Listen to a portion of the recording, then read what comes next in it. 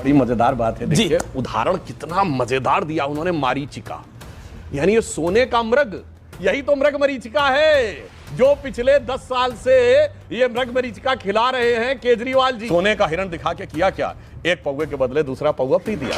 ये कर रही है भाजपा, एक नंबर की निकम्मी है। तो अगर देश के ऊपर कोई आपदा आई हुई है, उस आपदा का नाम है भाजपा। बोले आपने शुरू किया, दर्द हो रही है। अरविंद भैया आ जाओ, हैंडल नहीं हो रहा मुझसे।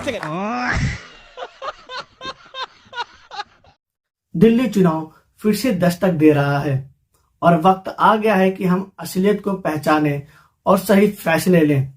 आज हम बात करेंगे आम आदमी पार्टी की हकीकत की, वो पार्टी जिसने ईमानदारी और विकास का नारा देकर दिल्ली की जनता को सपने दिखाए, लेकिन जमीन पर नतीजे क्या हैं और बीजेपी को दिल्ली के चुनाव में जनता का समर्थन मिलना चाहिए। तो आइए शुरू करते हैं। बीजेपी बटेंगे और कटेंगे की बात करती है, एक है तो सेफ है की बात करती है।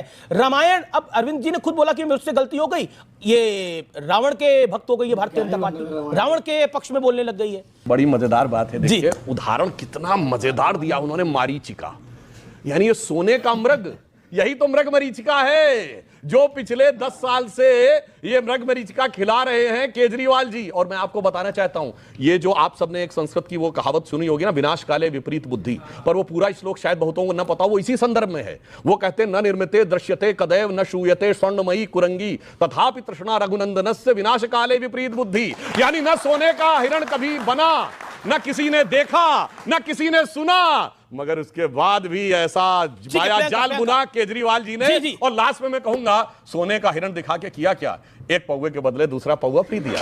और इसलिए गाने बहुत सारे बोले गए, तो मैं एक लाइन कहना चाहूंगा कि आज केजरीवाल जी कह रहे हैं दिल्ली की जनता से, मुझे दुनिया वालों शराबी न समझो, पीता नहीं हूं, पिलाई गई है, और जिधर बेखुदी में कदम लड़खड़ाएं वही राह मुझको दिखाई गई। प्रियंका, क्या आपको लगता है कि जो अब हिंदुत्व की पिच पर आप बीजेपी के साथ कैंपेन, मतलब बीजेपी के सामने आप खड़े हो गए हैं, रामायण में त्रुटि हो गई तो बीजेपी कह रही है किसी और धर्म के धर्म ग्रंथ के लिए इस तरह की टिप्पणी अरविंद जी नहीं कर पाएंगे। क्या आपको लगता है कि आप भी 3 के फेर में फंस गए? मैं आपको बड़ा सिंपल सा उदाहरण देती हूं।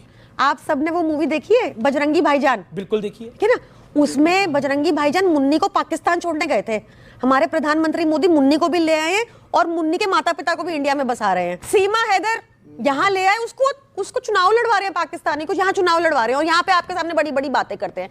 आपने देखा कैसे सैफ अली खान, इतने प्रसिद्ध एक्टर, उनके घर में बांग्लादेशी घुसपैठिया रात को 2 बजे घुसता है, 6 बार चाकुओं से जानलेवा हमला करता है, और इनको उनसे खतरा नहीं दिखता।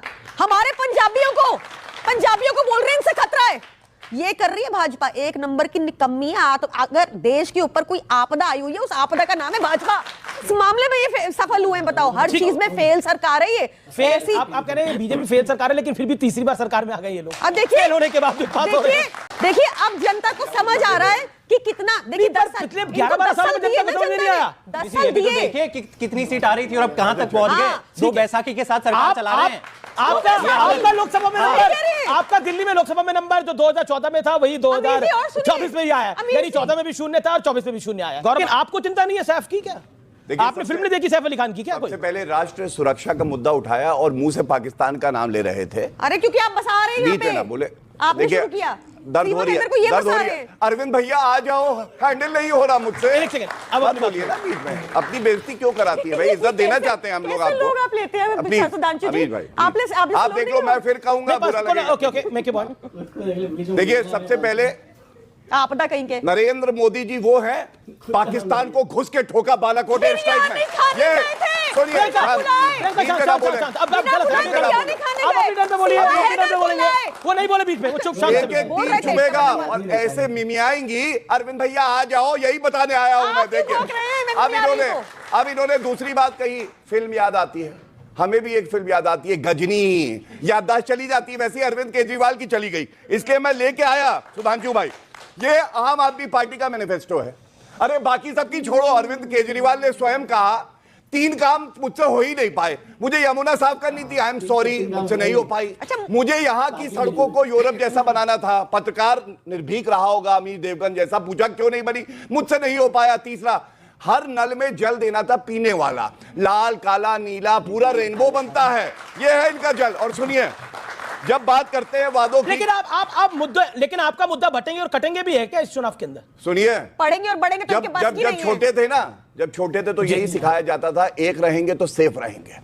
और कन्हैया हमारा भाई था, उसकी एक गलती थी, उसने एक फेसबुक पे पोस्ट डाल दिया था, एक जिहादी आया, उसने सर तन से जुदा कर दिया। बिल्कुल कहेंगे कि अगर बटेंगे तो कटेंगे, इससे किसी को परहेज नहीं होना चाहिए। और सुनिए, जो हिंदुओं की अब बात करते हैं, एक सवाल नागरिक होने के नाते हम लोग पूछते हैं, भाई लोग आप ये बताओ, 10 साल सत्ता में रहे, ग्रंथियों की, पुजारियों की तब याद नहीं आई? मौलानाओं को भी ठग लिया, उसका नाम है अरविंद केजरीवाल। 18 महीने से उनको वेतन नहीं दिया है। और सबसे बड़ी बात है, इनको गुरुद्वारा और मंदिर मिले जी, शराब के ठेके खोलने के लिए। हर गली में खोलने थे, स्कूल कॉलेज खोल रहे थे शराब के ठेके, वो भी कोविड टाइम में।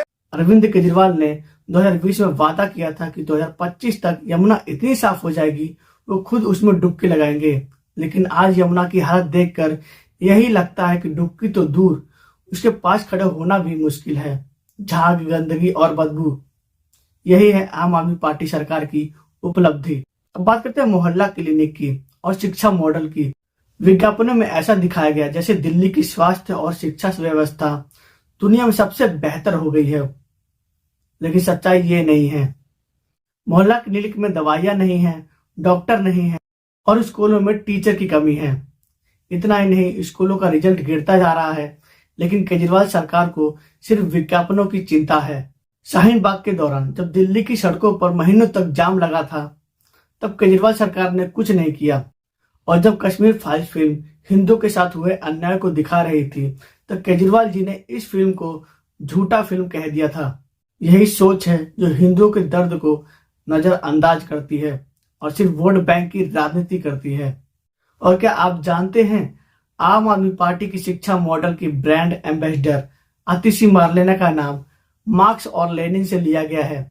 जी हाँ, वही मार्क्स और लेनिन जो वामपंथी विचारधारा के प्रतीक है। सोचिए, जो लोग भारतीय संस्कृति और परंपरा की जगह विदेशी विचारधारा को प्राथमिकता देते हैं, वो हमारे बच्चों को क्या शिक्षा देंगे। अब तुलना करते हैं बीजेपी की। आयुष्मान भारत योजना ने लाखों गरीब परिवारों को स्वास्थ्य की सुरक्षा दी। जनधन योजना ने हर घर तक बैंकिंग की सुविधाएं पहुंचाई और काशी विश्वनाथ कॉरिडोर जैसे प्रोजेक्ट ने हमारी संस्कृति को पुनर्जीवित किया। बीजेपी की सरकार न सिर्फ विकास पर ध्यान देती है, बल्कि हमारी संस्कृति और परंपराओं और धर्म का सम्मान भी करती है। यही वो सोच है जिसकी दिल्ली को जरूरत है। दिल्ली की जनता आज भी पानी की किल्लत, गंदगी और टूटी सड़कों से परेशान है, और यह सब उस सरकार के तहत हो रहा है जिसने विकास का दावा किया था।